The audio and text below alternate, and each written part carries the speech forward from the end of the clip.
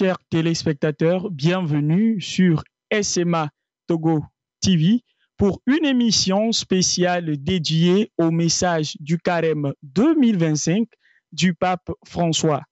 Carême, temps de conversion intérieure, rencontre de cœur à cœur de l'homme avec son Seigneur. Comment devons-nous vivre cette année en tant que chrétiens? Quel regard devons-nous porter les uns sur les autres? Comment devons-nous partir à la suite de Jésus au désert pour vivre un fructueux temps de carême? Référons-nous au message du Saint-Père.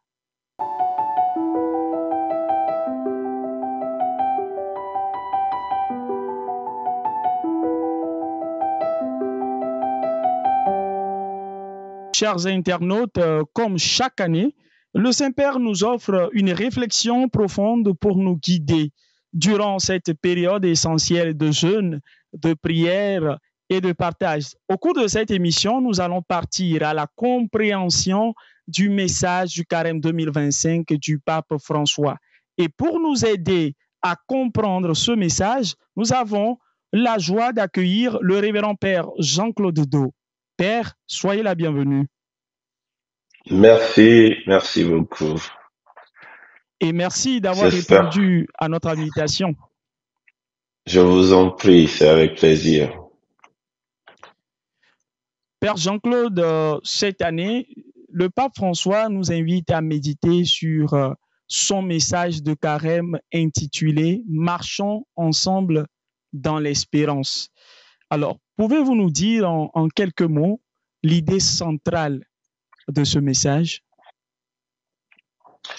Le message du pape nous rappelle justement que nous sommes dans l'année jubilaire qui reprend exactement ce thème, pèlerin de l'espérance. Et pour mieux préciser son idée, le pape nous invite à cheminer. Et là, il nous prend 3 points. D'abord, en tant que pèlerins, nous sommes ceux qui cheminent vers le royaume. Donc, nous marchons vers le royaume. Alors, le premier point, c'est que le pape nous invite à marcher vers le royaume. Le deuxième point, c'est qu'il évolue un peu. Il nous demande de marcher ensemble. Et il développe la notion de synodalité. Marcher ensemble vers le royaume. Et le troisième point du pape, c'est de marcher dans l'espérance. Ça veut dire marcher ensemble dans l'espérance. Voilà pour résumer rapidement le contenu général du message du pape pour ce carême 2025.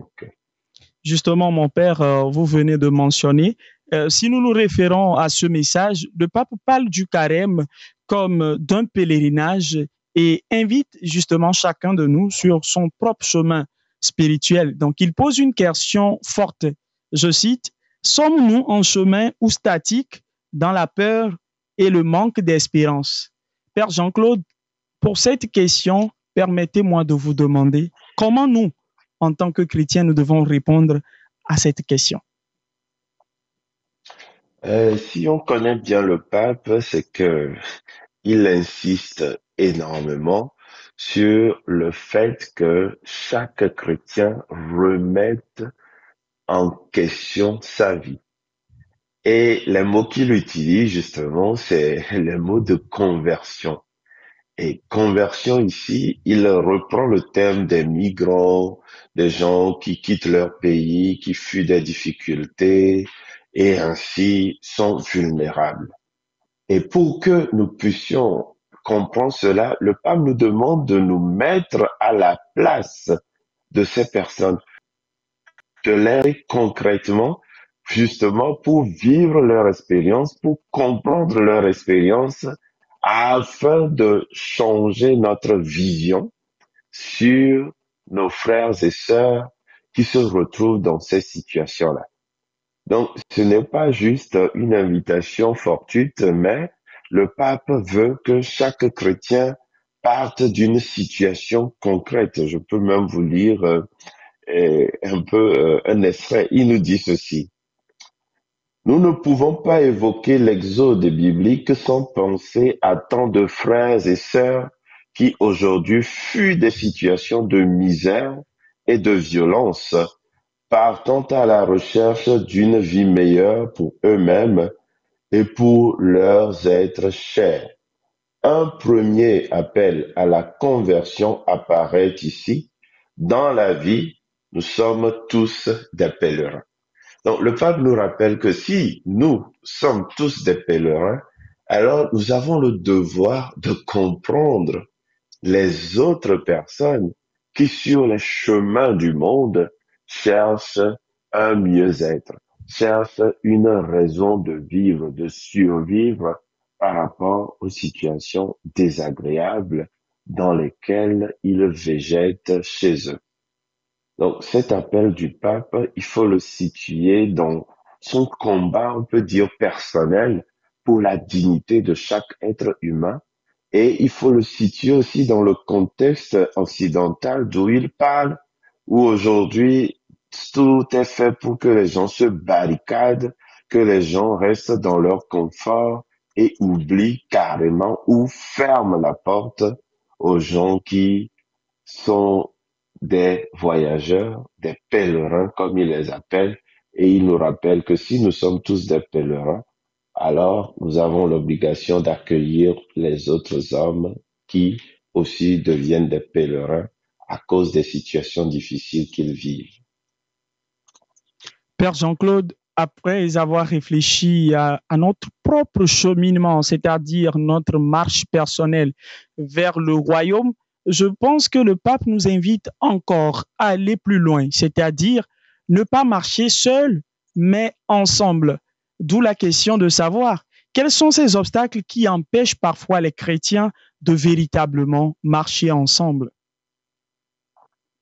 Le pape, dans ce cadre-là aussi, est très précis.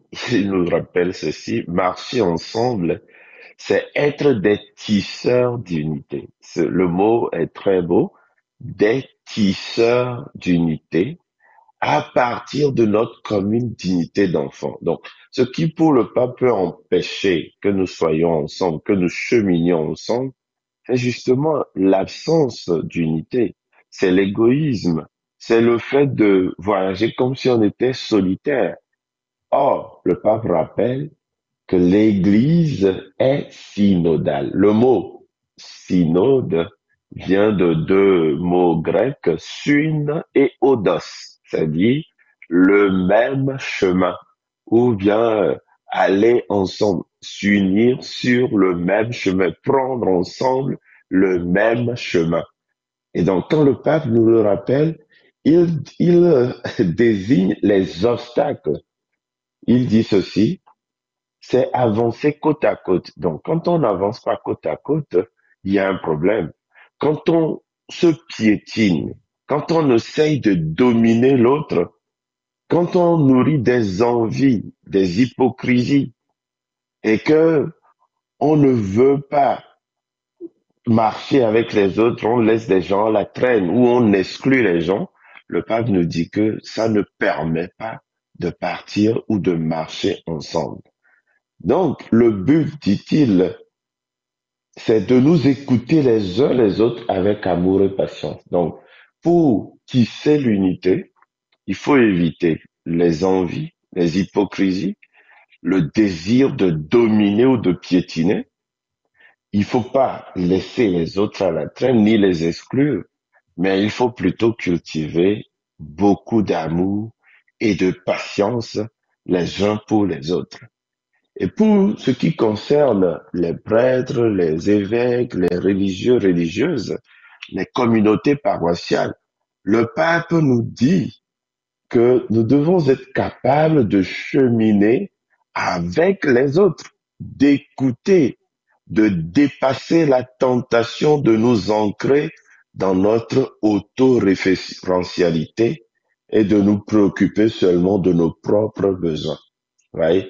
Donc, le pape ici demande à l'Église, aux chrétiens que nous sommes, de nous décentrer. Vous savez, parfois, nous pouvons vivre en parallèle avec le monde en croyant que nous avons raison.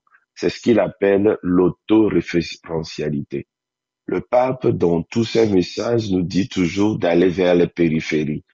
C'est trop facile d'être entre nous et puis de nous dire que non, tout va bien, nous nous comprenons, nous avons la même foi, nous avons les mêmes idées, et ainsi nous vivons parfois en dehors du monde ou en opposition avec nos contemporains.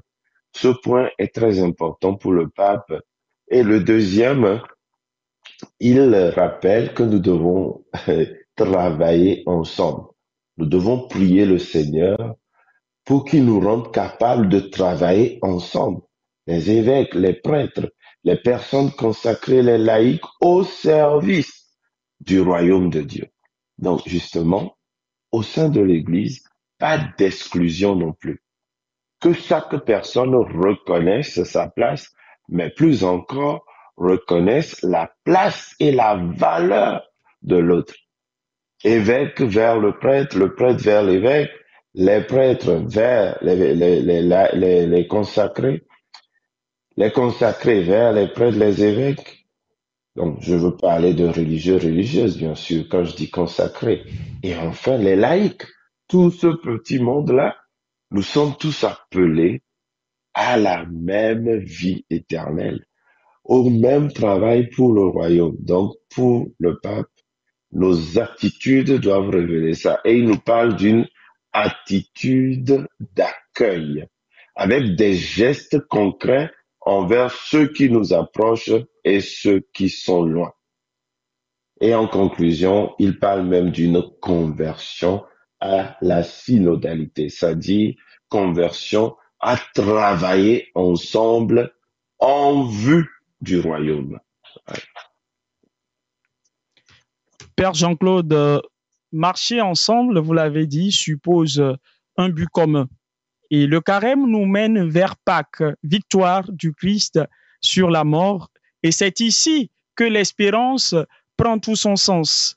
La troisième partie de ce message, c'est surtout, comme vous l'avez souligné plus haut, c'est marcher ensemble dans l'espérance. Alors, comment l'espérance peut-elle nous aider à affronter les défis actuels, les crises environnementales?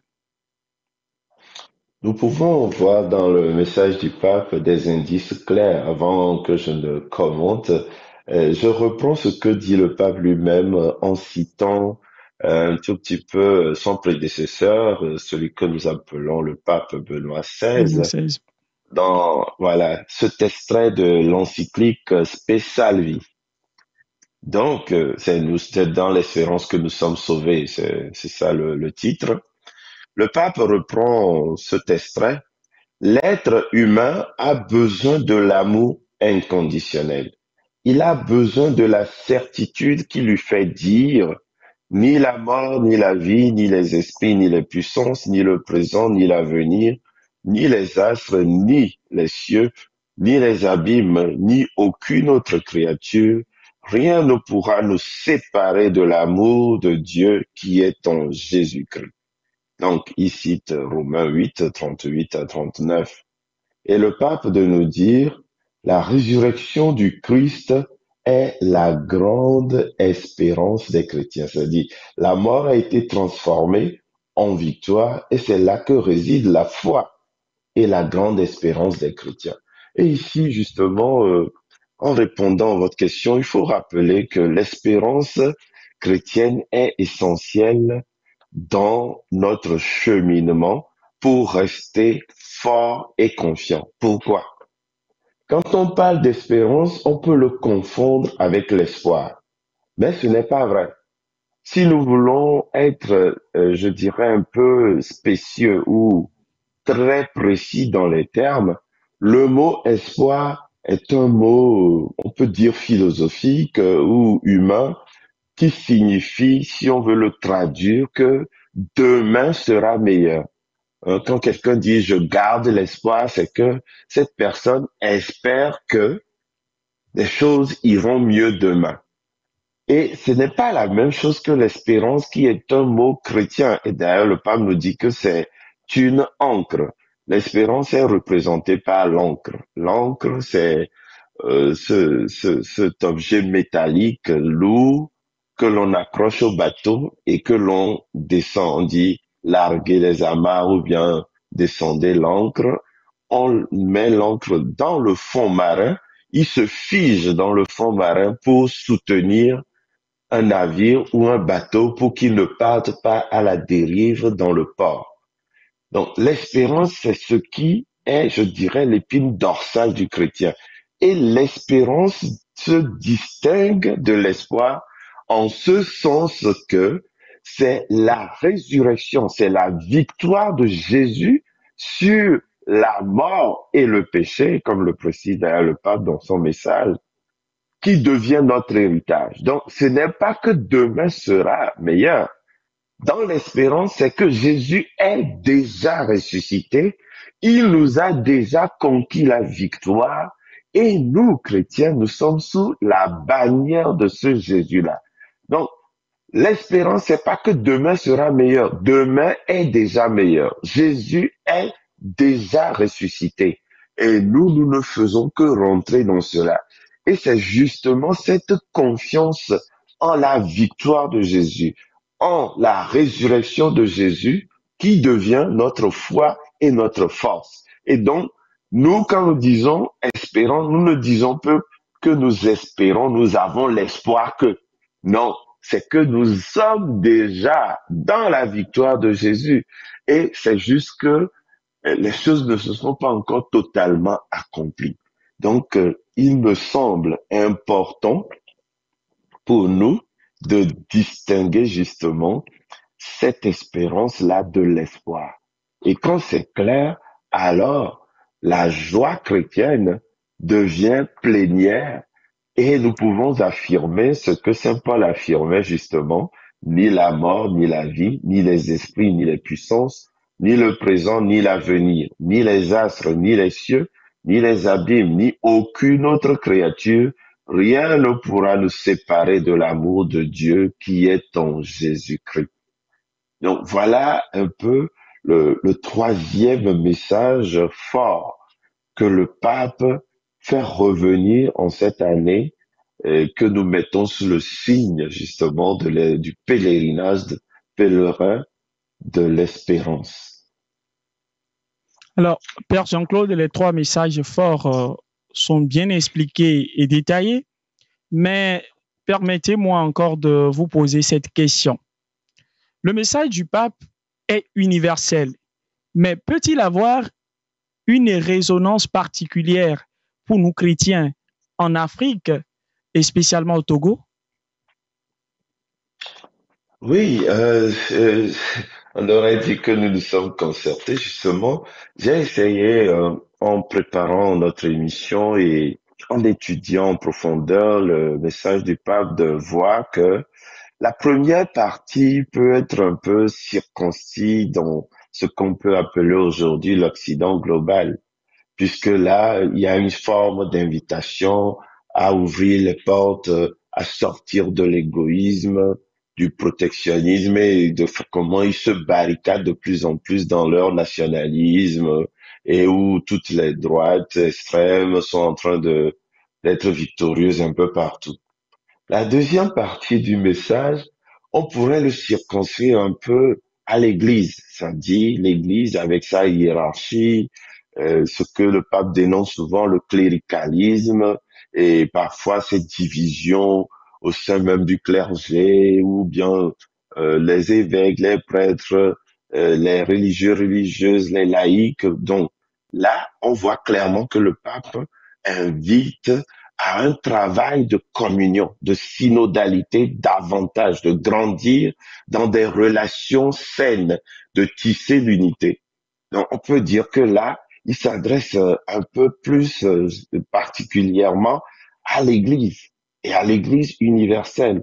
Et puis, la troisième partie, là, il s'adresse non seulement à tout le genre humain et aussi à toute l'Église dans ce qu'elle a de particulier un peu partout, mais il parle à tous les humains en rappelant le cœur du message chrétien qui est la résurrection du Christ, qui est notre espérance. Le Christ, notre victoire, le Christ, notre espérance, est ressuscité comme il le dit. Jésus, notre amour et notre espérance est ressuscité.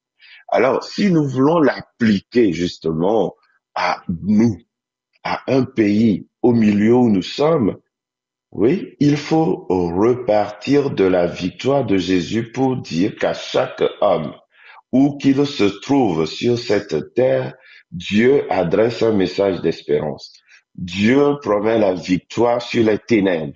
Dieu promet la victoire sur l'injustice, sur le mal.